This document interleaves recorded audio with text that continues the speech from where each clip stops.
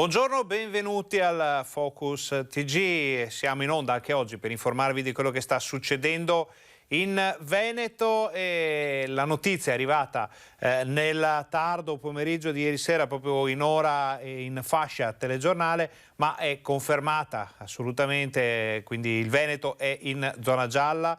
Ci rimarrà, speriamo, per molto tempo ancora, dati comunque che vanno letti con la lente di quello che sta succedendo in tutta Italia, però per questo fine settimana, per la prossima settimana il Veneto è ancora in zona gialla e questa è una buona notizia. Giornata interessante oggi perché ci sono tantissime novità da tutto il Veneto. Noi cominciamo il classico giro delle nostre redazioni, dei nostri giornalisti con Guido Barbato dal centro storico di Padova, dove insomma questa mattina è successo effettivamente qualcosa. Buongiorno Guido. Buongiorno Ferdinando, buongiorno a tutti, siete in compagnia mia ma anche come vedete dietro di me della vecchia Padova, quindi siamo in buona compagnia. A Padova sono successe diverse cose stamattina, a cominciare dalla manifestazione organizzata dal CONI in 7 delle piazze della Regione Veneto per denunciare come lo sport di base, hanno detto gli organizzatori, sia stato dimenticato, maltrattato, abbandonato in questi 15 mesi di pandemia. Nessun ristoro, nessun rimborso, nessuna possibilità di vedere di recuperare le spese fisse che si sostengono per gli impianti, per mandare avanti le attività, ripetiamo, sportive di base, quelle che iniziano nelle loro fasce di età più basse per la gioia dei bambini a muoversi e a stare insieme, quindi senza scopo di lucro se non quello appunto di coinvolgere le famiglie e i bambini. E c'erano le specialità più diverse, come vedete da queste immagini appunto girate poco fa in piazzetta Pedrocchi, c'erano componenti del CONI regionale, qui a Padova avevamo il componente di giunta CONI Veneta Andrea Albertin, il presidente del Comitato Paralimpico Veneto Ruggero Vilnai e l'assessore allo sport del comune di Padova ed ex sportivo anche di livello calciatore di Serie A Diego Bonavina.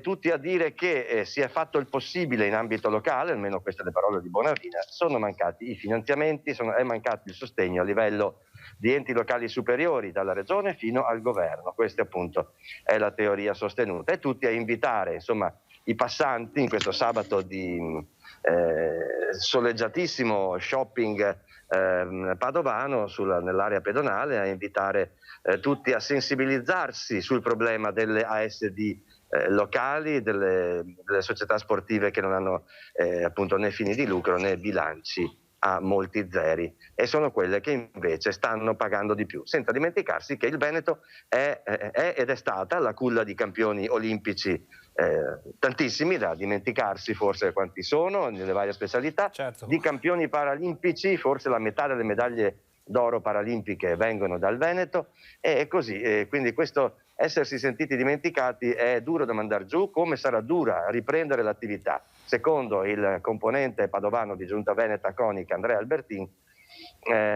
potrebbero essere oltre il 30% le aziende che faticheranno a ripartire, ammesso e non concesso che venga data una data, scusate il gioco di parole, di ripartenza per l'attività sportiva amatoriale, per le piscine, per i centri sportivi al chiuso. Certo. Questa insomma è la vicenda che si è vissuta fino a poco fa, perché è appena finita la manifestazione qui vicino appunto in piazzetta Pedrocchi. Parlavamo di camminata, di passeggio in centro, ricordo che oggi pomeriggio in centro a Padova sarà chiuso l'accesso all'isola Memmia, l'isola interna di Prato della Valle, l'accesso al pubblico sarà vietato dalle ore 14 alle ore 22 e sarà istituito il senso unico pedonale da Prato della Valle verso il centro, verso le piazze, dalle 14 alle 19. La novità è che questa misura precauzionale, distanziatoria, chiamiamola così, non verrà replicata nella giornata di domani. L'assessore Bonavina, che si occupa anche di sicurezza, ci ha spiegato che sia per la minore affluenza che c'è in centro alla domenica e sia perché insomma si vuole provare ad andare verso un alleggerimento delle misure di precauzione, sperando appunto che sia una buona mossa. Ecco. Quindi niente chiusura domenicale. Molto bene Guido, intanto questo ci fa capire, abbiamo visto anche dalle immagini che ci avete mandato riguardanti l'iniziativa di questa mattina, che comunque in questa giornata a Padova effettivamente c'è il pubblico di una normalissima giornata, altro che zona gialla o restrizioni. La gente c'è, si muove, verrebbe ci da sono dire... anche molti turisti, se non ho visto male. Ci vede molta gente con la macchina fotografica, con il telefono che fa da guida. Questo è importante, non sono solo i padovani a voler tornare nella loro bellissima città, comincia a muoversi anche qualcosa da fuori. Questo è un buon segno in vista di un ritorno alla normalità o di un ritorno a una nuova normalità, come diciamo sempre. Però ci pare anche, da quello che abbiamo visto, che l'attenzione insomma sia massima verso, se non proprio il distanziamento sociale, che può risultare difficile in una giornata come questa, però mascherine, insomma la gente sta attenta, non ci sono situazioni di rischio, ci pare di capire. Al momento no, non siamo ancora in orario spritz, però poi okay. vedremo più tardi, perché lì le cose si complicano un po'. È una discriminante non da poco questa di cui ci hai parlato Guido, che abbiamo visto in molte delle città in cui la cosiddetta movida va in scena, soprattutto a pranzo, soprattutto all'ora di pranzo, perché alla sera, adesso magari con le temperature che arriveranno in questo periodo sarà più facile stare fuori, però fino a qualche giorno fa con 7, 8, 10 gradi di sera la voglia di star fuori, di bere l'aperitivo poteva essere minore. Guido, allora, prima di lasciarti andare, perché sappiamo che la giornata è molto complicata da quelle parti, c'è cronaca in zona questa mattina? Cronaca stretta no, se non avrete sentito nel nostro telegiornale di ieri, c'è questa grossa polemica in corso che ha degli aspetti così interessanti, ma che è stata liquidata dal sindaco Giordani come fastidiosa, testuali parole al nostro microfono. Il fatto che il senatore della Lega Bitonci, l'ex sindaco di Padova, abbia intenzione di presentare un'interrogazione al ministro dell'Interno Luciana Lamorgese sul fatto che c'è una un ex appartenente all'associazionismo sovversivo ed eversione armata degli anni 70, la signora Susanna Scotti di Padova, che seguirebbe da casa, così ha detto lei, i lavori di una commissione consiliare. Come uditrice, quindi in quanto uditrice, questa possibilità viene data a tutti e non si ha né diritto di parola né diritto di voto. Questo è il tema per il quale appunto Massimo Bitonci presenterà una interrogazione al Ministro dell'Interno. C'è da dire che Susanna Scotti, secondo informazioni riportate dall'ANSA, è una signora che ha già scontato la sua condanna, sì, certo, per associazionismo sovversivo ed eversione armata negli anni 80, una condanna di 6 anni e 4 mesi di carcere. Il suo nome sembra sia comunque inserito anche nella commissione d'inchiesta, nei faldoni della commissione d'inchiesta sulla strage di Via Fani. Su questo dettaglio la Scotti ha detto molti agenti segreti spesso inserivano nomi di persone che vedevano manifestare in giro e magari il mio è finito anche lì. Su questo lei non ha subito processo, per esempio. Certo. Il sindaco Giordani, quando gli si è fatto presente questa cosa, oltre a una lunga nota che ha mandato nelle redazioni in mattinata, a una mia domanda sull'argomento ha detto che è un argomento, è un modo di fare politica che lo infastidisce. Okay. Allora Guido, intanto riteniamo che tu abbia fatto molto bene a segnarti le parole esatte, gli appunti esatti di questa vicenda molto molto delicata, di cui si parla da ieri e di cui si parlerà di sicuro nei prossimi giorni. Noi siamo in onda fino alle 13, se ci sono notizie importanti da Padova, notizie rilevanti, cronaca, non esitate a contattarci, le daremo in diretta ai nostri telespettatori. Intanto grazie per questo primo aggiornamento, buon lavoro, buona giornata. Ciao a tutti, buona continuazione, prego. Torniamo in studio. Allora, abbiamo sentito le novità da Padova. Oggi è la giornata della protesta dello sport, il cosiddetto sport di base, che vuol far sentire la propria voce, non solo quindi le palestre, non solo le strutture, le aziende, ma anche le piccole associazioni, tutto quello che è lo sport che non va tutti i giorni in vetrina. Sappiamo che manifestazioni sono state organizzate in tante piazze del Veneto proprio perché la diffusione di questo genere di discipline, di associazioni, di gruppi che si muovono è molto forte e e è giusto insomma far sentire la voce di tutti. Questo era il primo collegamento da Padova. Nel frattempo, mentre noi stavamo parlando con Padova, è arrivata una notizia di cronaca che riguarda un incidente stradale avvenuto proprio in provincia di Padova, di cui possiamo vedere già una foto con la regia di Fabio Verin. Incidente che è avvenuto a Stanghella, vediamo se arriva qualche dato in più. Allora, è successo questa notte sul ponte del Gorgione a Stanghella, possiamo anche ingrandire per farvi vedere qualche immagine di più, dove c'è stato un incidente stradale fra due auto, di cui una è finita contro un platano. Ci sono stati 2 feriti. I vigili del fuoco arrivati a Pieve di Sacco hanno messo in sicurezza i mezzi e soccorso le persone che erano rimaste nelle automobili. 2 feriti sono stati stabilizzati dai sanitari e trasferiti in ambulanza negli ospedali di Abano e Padova. I carabinieri hanno deviato il traffico ed eseguito i rilievi di rito. Traffico che comunque ci chiediamo a quell'ora tarda di notte che tipo di traffico ci potesse essere, viste le limitazioni di questo periodo. Le operazioni di soccorso sono terminate dopo circa un'ora. Non abbiamo notizia che le persone coinvolte in questo incidente siano in gravissime condizioni, quindi riteniamo che possa essersi risolto in questo modo, con tanta paura e qualche botta. Noi cominciamo a entrare nell'ottica di quelle che sono le situazioni legate all'emergenza coronavirus. Facciamo il classico riassunto delle puntate precedenti. Andiamo a sentire che cosa aveva detto Luca Zaia sull'apertura delle prenotazioni ai cinquantenni e su quello che succederà nei prossimi giorni nella nostra regione. Da oggi, venerdì 7, dalle ore 16, senza calcarsi, senza fare casini, apriamo ai 50-59 e apriamo, tenetevi duri, fino al 9 giugno, dando disponibilità di 800.000 posti. Scatto in avanti per la campagna vaccinale in Veneto, che apre alla corte dei cinquantenni. L'annuncio del presidente della regione, che forte dei nuovi arrivi di dosi di Pfizer e Moderna vuole premere sull'acceleratore delle fasce più giovani ed attive della popolazione. Non esclude che anche qui anticiperemo i 40-49. Quindi dico adesso, i 40-49 anni scaldino i motori, perché io punto di farli prima di fine maggio. Il posto c'è per tutti. Abbiate la pazienza, la comprensione di capire che stiamo affrontando un software e un cervellone che si troverà un'onda d'urto di 800.000 persone che nelle prossime ore cercheranno di cliccare per entrare. Se non gira, non chiamate il call center, state un attimo tranquilli, ma stasera torna in pista, ma c'è il posto per tutti. Quanto alle fasce d'età, in Veneto almeno una dose è stata somministrata al 96,3% degli over 80, al 78,4% degli over 70, al 46,8% degli over 60, invece al 69% quella dei disabili e al 62% quella dei vulnerabili. Nel frattempo 3 aziende venete, Luxottica nel Bellunese, Aermec a Verona e il gruppo Marzotto a Valdagno, si sono messe a disposizione e diventeranno dei nuovi hub vaccinali. Queste aziende si sono messe a disposizione per i target che gli diamo noi, quindi andranno dei cittadini normali a vaccinarsi. Se poi hanno anche dei dipendenti di quell'età, ci vanno.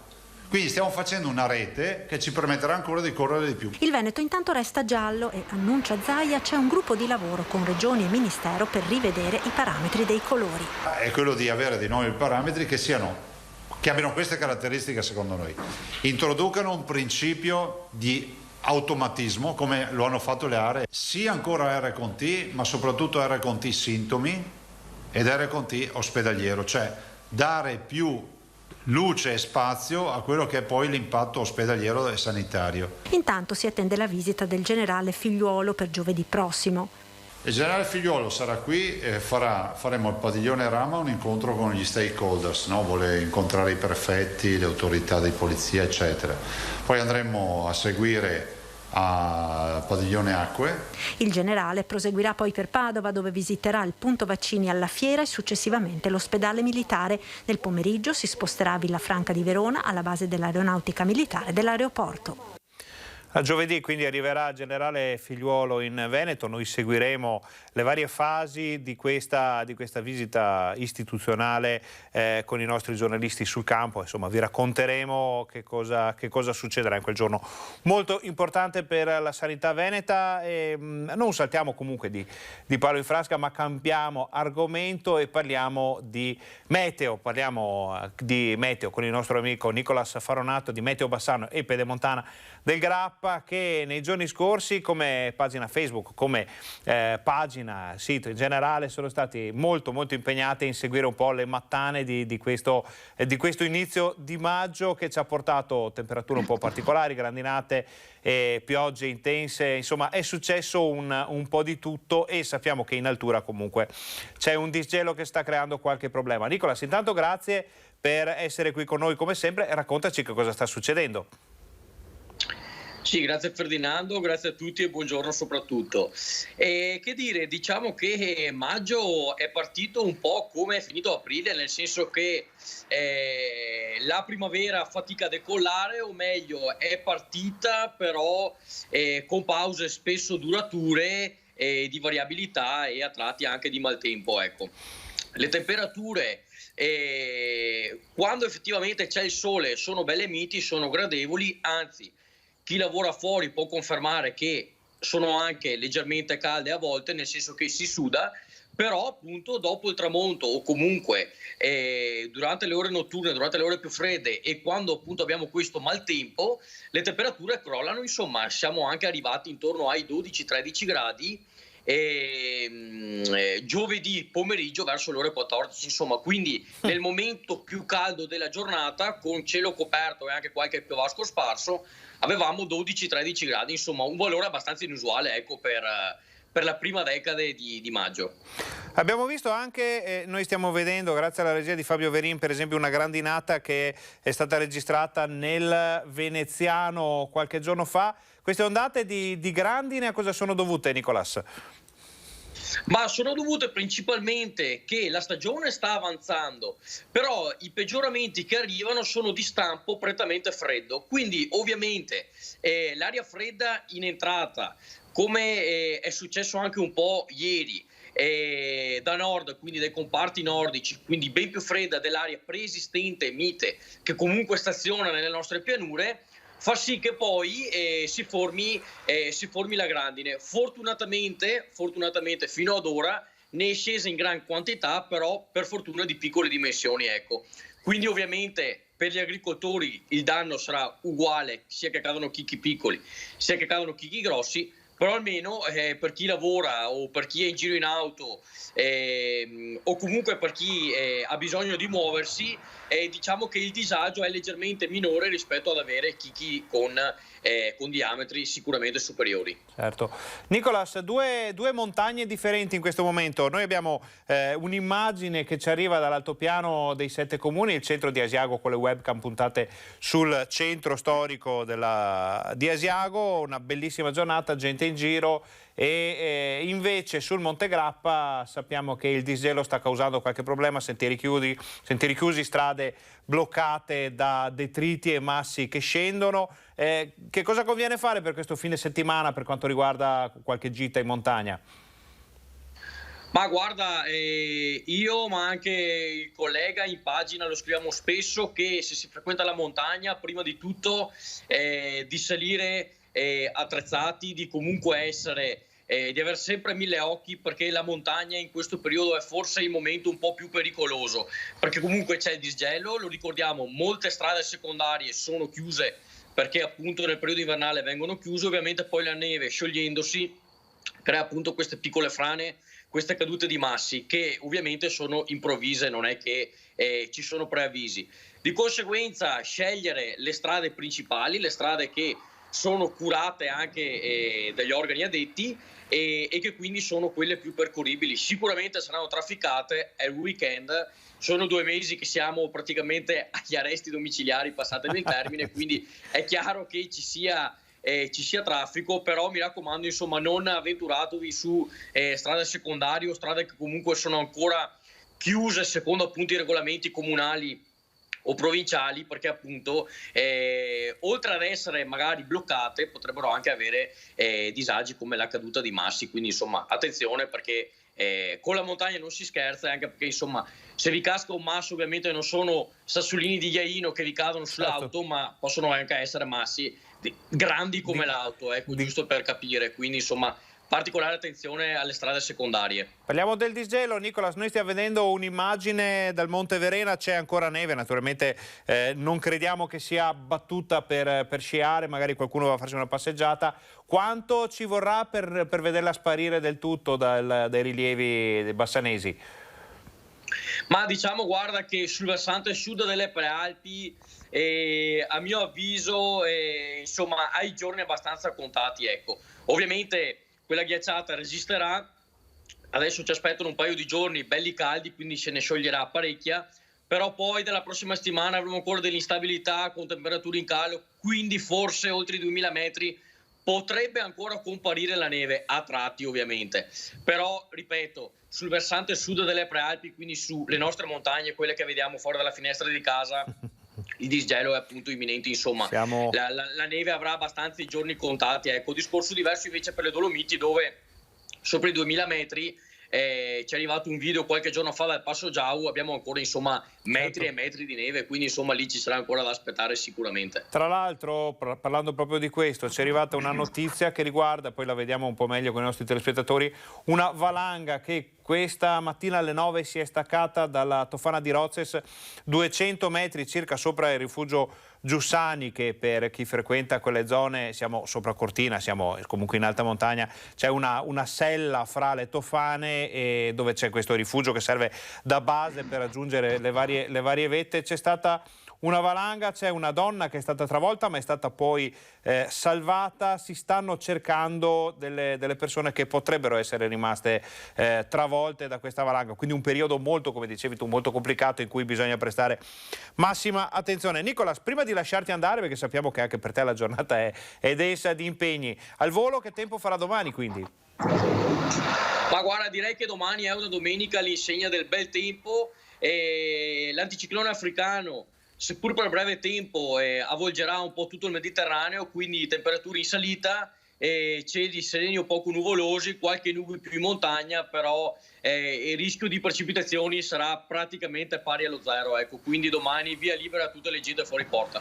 Ti ringraziamo per questa bella notizia, ti ringraziamo anche come sempre per essere stato nostro ospite. È un piacere parlare di meteo e di quello che sta succedendo in questo periodo, soprattutto fra il massiccio del Grappa e l'altopiano dei 7 comuni. Come sempre ti diamo appuntamento la settimana prossima per capire che tempo farà. Grazie Nicolas, buon lavoro, buona giornata.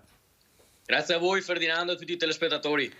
Torniamo in studio. Allora, questa era una parentesi comunque molto interessante sul meteo, visto che siamo in zona gialla, che c'è la possibilità, con tutte le precauzioni, tutta l'attenzione del caso, di muoversi, di fare una gita, di andare a dare un'occhiata alle tante cose belle che abbiamo qui in Veneto. Abbiamo sentito i consigli per chi intende andare a dare un'occhiata in montagna, però insomma di zone piacevoli ce ne sono comunque. Torniamo a vedere, prima di andare in pubblicità, la situazione dell'emergenza coronavirus, perché si è parlato di Pfizer, Moderna, di vaccini, di seconda dose a 42 giorni, perché stanno cambiando le modalità per la campagna vaccinale. Sentiamo come.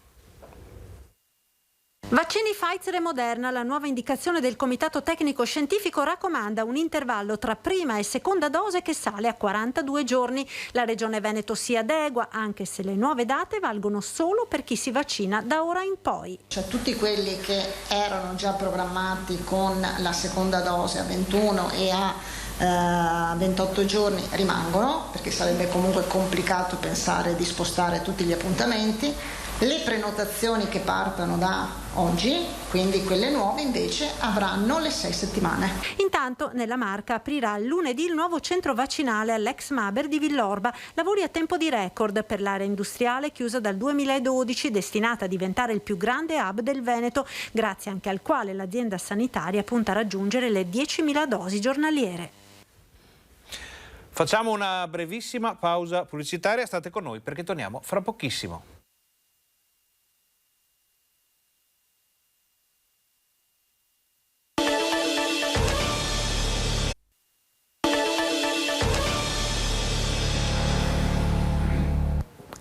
Buongiorno, bentornati al Focus TG, siamo in onda anche oggi per informarvi di quel che sta succedendo in Veneto. Abbiamo già visto cosa sta succedendo a Padova con la manifestazione più che di protesta, un grido d'aiuto, una richiesta di attenzione da parte del mondo dello sport, lo sport di base, le associazioni, non tanto lo sport che dicevamo che va in vetrina tutti i giorni, ma lo sport che coinvolge la gran parte delle persone, dei giovani, di chi ha voglia di fare un po' di movimento in modo serio, naturalmente. E abbiamo visto anche che tempo farà, che tempo ha fatto, qualche problema per la montagna vicentina con disgelo, qualche strada invasa da detriti, soprattutto sul massiccio del Grappa. Una bella giornata in altopiano, una bellissima giornata nella pedemontana che abbiamo visto già presa letteralmente d'assalto dai visitatori, anche dai turisti, come la stessa Padova. E visto che ci siamo, chiediamo alla nostra Gabriella Basso, in collegamento via Skype da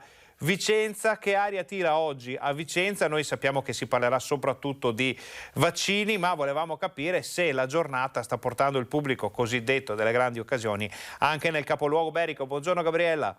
Buongiorno a te Ferdinando e telespettatori di Rete Veneta. Sì, c'è movimento anche in città, a Vicenza, ma un movimento sempre molto pacato per quanto riguarda il capoluogo berico, mentre anche qui in fiera, appunto dove c'è il centro vaccinale più grande dell'Uslotto Berica, c'è un via vai continuo di persone che potete vedere anche alle mie spalle. Io sono proprio all'ingresso perché oggi è cominciato il richiamo per gli insegnanti che hanno fatto la prima vaccinazione con AstraZeneca. Lo Slotto Berica l'ha anticipato, anziché il 24 di maggio, a cominciare da oggi. Ma è una giornata un po' un potpourri, diciamo, di vaccinazione, se possiamo definirle così, perché abbiamo sia anche le prime dose degli over 60, che ricordo rimane comunque aperta la prenotazione, e almeno di quelli che si sono prenotati soprattutto, e stanno avvenendo anche questi over 60, che la percentuale sarà attestata su un plateau del 68% rispetto alla platea dei 57.000 over 60 del territorio dell'Uslotto.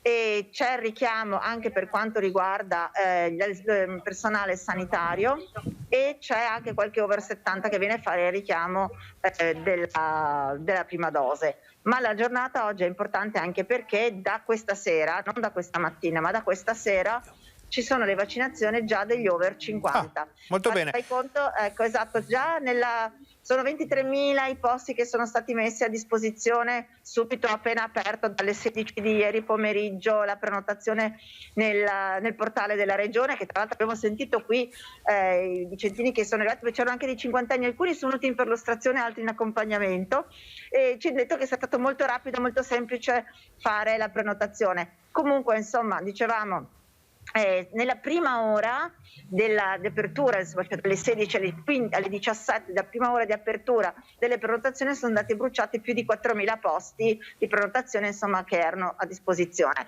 E comunque questo solo per la prima ora, ma sappiamo che il numero è stato ovviamente è salito rapidamente anche per le ore successive.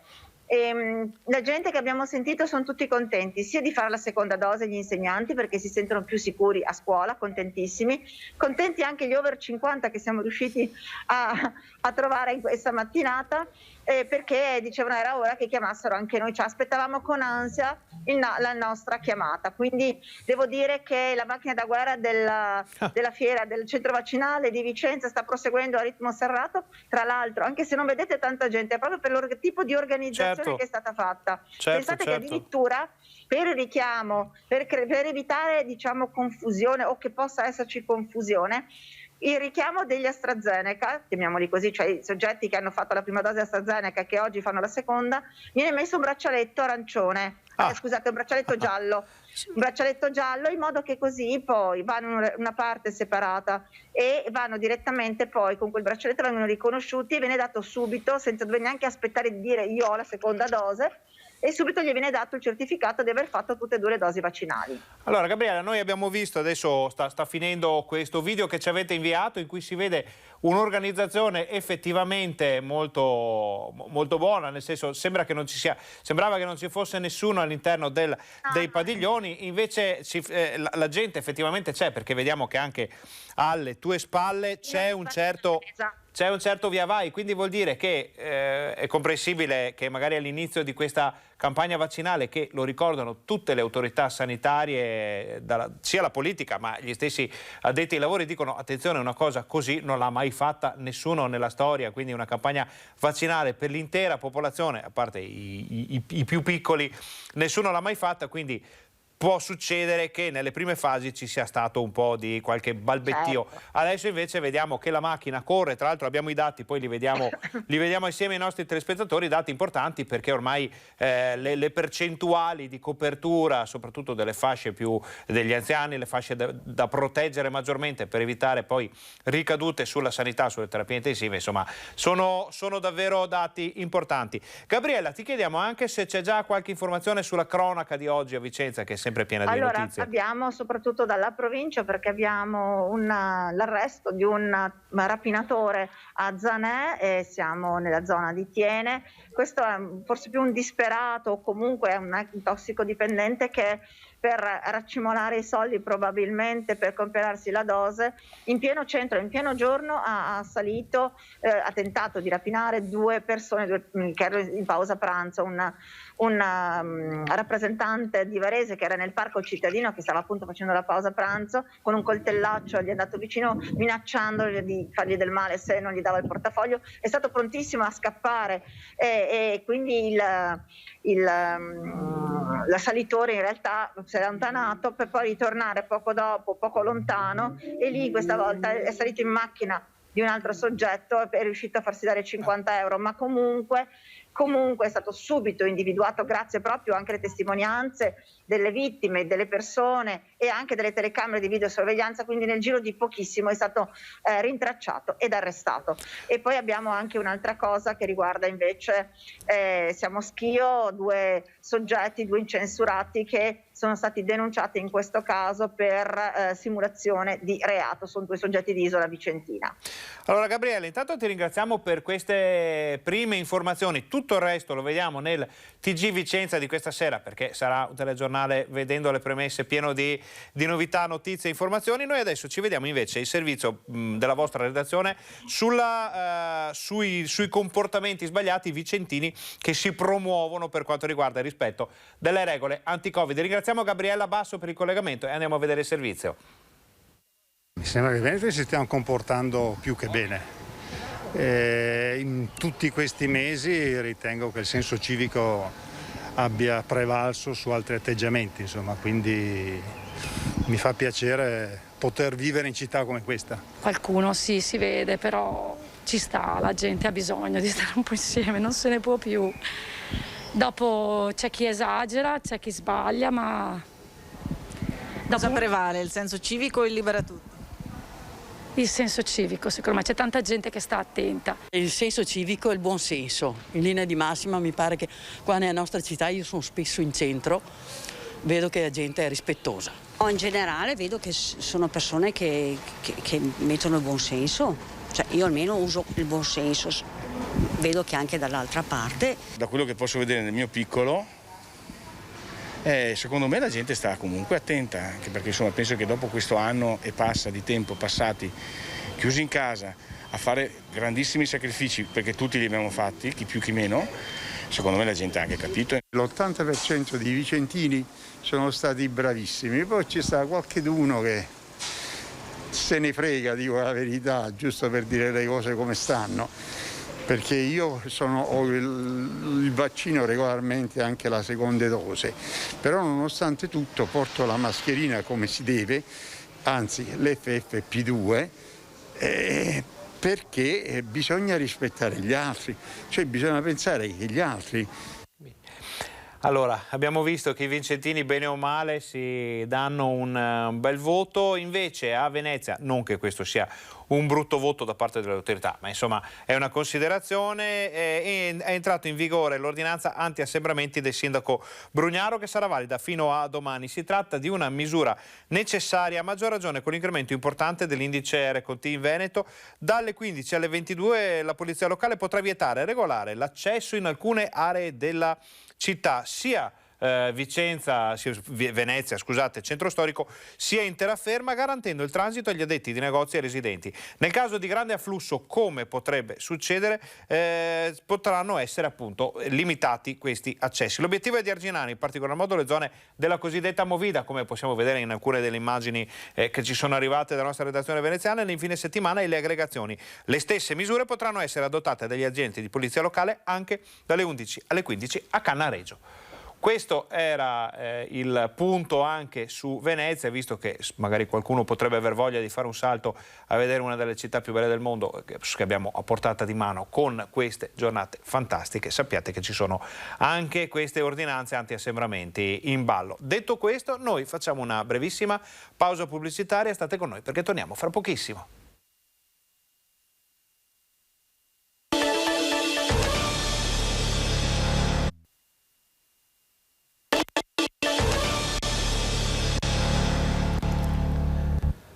Buongiorno, bentornati al nostro Focus TG. Stavamo parlando di vaccinazioni, di emergenza coronavirus e abbiamo cominciato a vedere come sta andando in Veneto in queste giornate e per quanto riguarda l'ULSS 7 Pedemontana è stata aperta una 3 giorni di vaccinazioni senza prenotazione per chi ha fra i 70 e i 79 anni, proprio per poter arrivare a chiudere anche questa fascia. Vediamo il servizio. Il ritmo ormai di circa 3.000 vaccinazioni al giorno. Dopo aver raggiunto l'80% di chi ha tra i 70 e i 79 anni, ora ultimo sforzo per chiudere questa categoria. L'ULSS lancia 3 giorni, venerdì, sabato e domenica, liberi senza prenotazione. Basta solo rispettare le fasce orarie per mese di nascita. In questi 3 giorni, oggi già a Roana e domani e domenica sia a Bassano che a Schio, cerchiamo di completare la fascia andando a favorire l'adesione anche con un accesso libero. Nelle prossime ore si apre ai 50-59 anni, che sono 800.000 persone in Veneto e la fascia più numerosa anche nell'ULSS 7. Abbiamo fatto all'incirca 3.200 vaccinazioni e anche oggi ci attestiamo intorno alle 3.000 vaccinazioni. È stata stilata un'ulteriore tabella da qui al 9 giugno all'incirca che sulla base dell'arrivo dei vaccini, della diversa tipologia di vaccini, ci consente di fare questa programmazione che si attesta da una quota giornaliera che oscilla dai 2.000 ai 3.000, con delle giornate anche 4.000. Infine novità per Pfizer e Moderna. La seconda dose da venerdì verrà fatta non più dopo 21 giorni, ma dopo 42 giorni successivi alla prima. Rimaniamo nel territorio dell'ULSS 7 Pedemontana, ma saliamo di quota, andiamo ad Asiago perché all'ospedale appunto del capoluogo dell'altopiano dei 7 comuni parte un servizio di riabilitazione post-Covid. Nei malati Covid più gravi, quelli che sono stati in rianimazione, anche dopo la negativizzazione il virus lascia conseguenze. Per questi pazienti l'ULSS 7 Pedemontana ha attivato un servizio specifico di riabilitazione presso il nuovo ospedale di Asiago, che prevede un'attività di monitoraggio anche a lungo termine dopo le dimissioni per i successivi 2 anni. Il progetto è coordinato dall'unità operativa complessa di recupero e riabilitazione funzionale dell'ospedale di Asiago, guidata da Mario Scapin in collaborazione con l'ospedale di Sant'Orso. Il nostro progetto di riabilitazione post-Covid comprende tutta una serie di attività che vanno dalla presa in carico del paziente immediatamente dopo la fase acuta, al trattamento in ambiente riabilitativo e intensivo, alla dimissione del paziente e alla prosecuzione del monitoraggio del paziente stesso attraverso uno studio. Questi pazienti presentano spesso una stanchezza e una debolezza muscolare, ma anche difficoltà a muovere gli arti.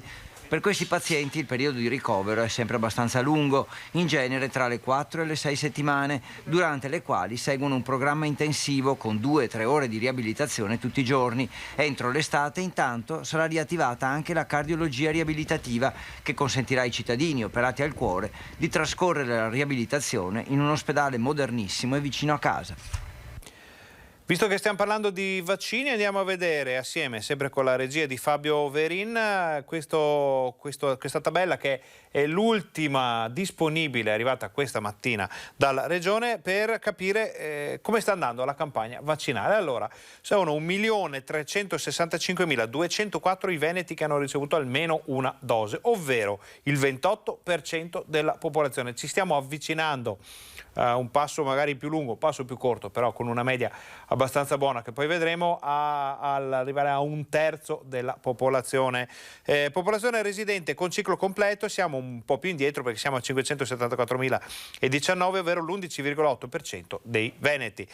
Gli over 80, questo è un buon dato, che hanno almeno una dose, è pari al 96,6%, è molto importante. 79,7% per la popolazione residente fra i 70 e i 79 anni con almeno una dose.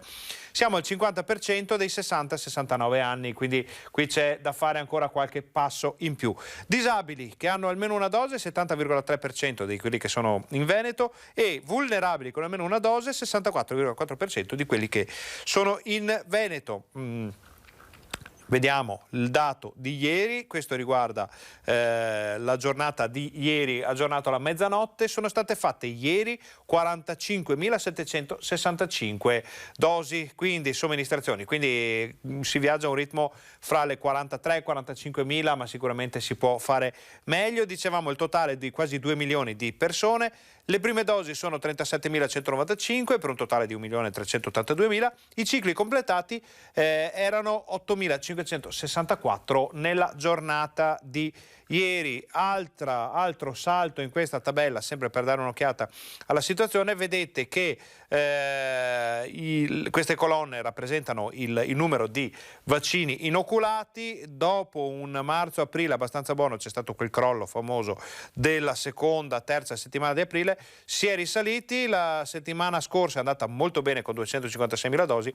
Questa settimana deve ancora concludersi, perché vanno inseriti i dati di oggi e di domani, si va fino al 9 e siamo già a 217.000, quindi abbiamo fatto molto meglio di aprile e marzo, dati importantissimi che ci porteranno di sicuro verso una conclusione di questa campagna vaccinale, che, lo ricordiamo, nessuno ha mai fatto prima. Torniamo in studio, perché fra le necessità, fra le cose da fare per poter arrivare prima possibile a uscire da questa emergenza, lo sappiamo, ci sono le buone pratiche di distanziamento sociale, igienizzazione delle mani, no agli assembramenti e tutte le cose che ripetiamo anche noi qui da Rete Veneta molto spesso. Però c'è una regola che non piace a tutti, ed è quella del coprifuoco. Proprio nelle scorse ore si è discusso nell'ambito del governo, nell'ambito della cabina di regia, della possibilità di spostare in avanti il coprifuoco o addirittura di annullarlo. Le regioni chiedono da settimane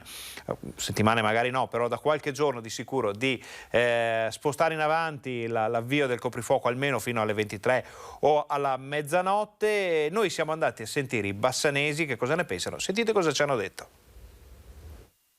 Il coprifuoco è un tema caldo, c'è chi lo vuole, c'è chi lo vorrebbe togliere perché limitante della libertà personale, ed è per questo motivo che il 15 maggio il governo si riunirà per decidere se farlo slittare alle ore 23 o tenerlo, oppure toglierlo completamente. Noi siamo venuti in centro oggi a Bassano per chiedere ai bassanesi che cosa ne pensano. Lo vorranno togliere? Lo vorrebbero tenere? Vediamo. Dipende come vanno le cose. Se migliorano possono anche toglierla, ma se non migliora è meglio che... È meglio un po' di prudenza. Speriamo che lo slittino più tardi possibile, dai, perché alle 10 non si può fare niente, è troppo presto. Sarebbe meglio toglierlo completamente, se proprio è almeno alle 23, così almeno i ristoranti, insomma, possono lavorare. E lei che cosa ne pensa? Sì, anche per me è la stessa cosa, non vedo il motivo di dare un coprifuoco alle 10 se poi dopo nelle case in giro ci si fanno lo stesso assembramenti e quant'altro. Vorrei fosse tolto, anche perché devo avere sempre la giustificazione per tornare dal lavoro. Sono contenta se lo tolgono, perché ormai penso che siamo a buon punto anche con le vaccinazioni. Ed è in arrivo un Vax Day anche a Mestrino, con oltre 200 anziani che potrebbero essere interessati domani da una campagna vaccinale a loro dedicata. Vax Day a Mestrino, obiettivo riuscire a vaccinare oltre il 90% dei cittadini del comune. Per questo motivo domenica 9 maggio il sindaco ha aperto le porte della palestra comunale, trasformata per l'occasione in centro vaccinale. Qui verranno somministrate dosi ai 203 residenti contattati dalla Protezione Civile. Si tratta di persone che ancora per qualche motivo non sono riuscite a prenotare il vaccino anti-Covid.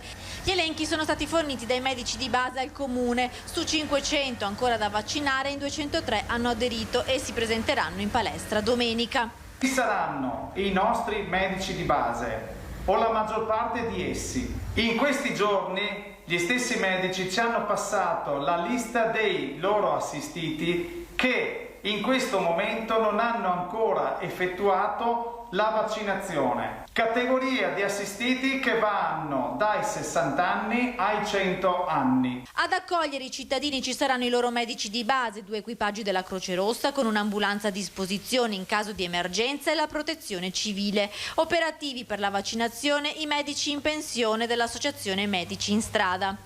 Le persone che sono già state vaccinate, tra quelle che hanno già una prenotazione presso i centri vaccinali provinciali, con quelle che vaccineremo domenica, siamo confidenti di raggiungere più del 90% delle persone vaccinabili con la prima dose nella categoria in questo momento aperta. La palestra in queste ore è stata allestita con le linee vaccinali, le sedie per l'attesa e il monitoraggio e con 7 ionificatori per sanificare l'aria e gli ambienti. Il Vax Day verrà ripetuto a Mestrino ogni mese.